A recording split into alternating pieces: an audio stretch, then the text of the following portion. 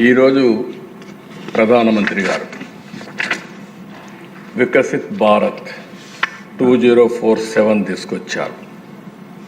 2047కి GDP $30 trillion కింద పెట్టుకున్నారు.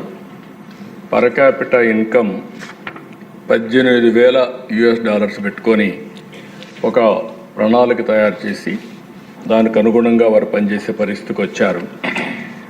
ఈరోజు మనం కూడా స్వర్ణాంధ్రప్రదేశ్ ఒక 2047 తయారు చేస్తూనే నిర్దిష్టమైన లక్ష్యాలతో ఎక్కడెక్కడ ఏ విధంగా పనిచేయాలి, ఏ ఏ రంగాల్లో ఆలోచించాలి, ఇంకొక పక్క ఇప్పుడు ఎక్కడున్నాం, దీన్ని ప్లానింగ్ ద్వారా ప్రతి సంవత్సరం ఏ విధంగా మనం మూవ్ అయిపోతున్నాం, కడానికి ఉండే గౌరవ శాసనసభ్యులు కూడా మీకు ఎప్పుడు దొరకనేటువంటి ఒక అరుదైన అవకాశం ఇది.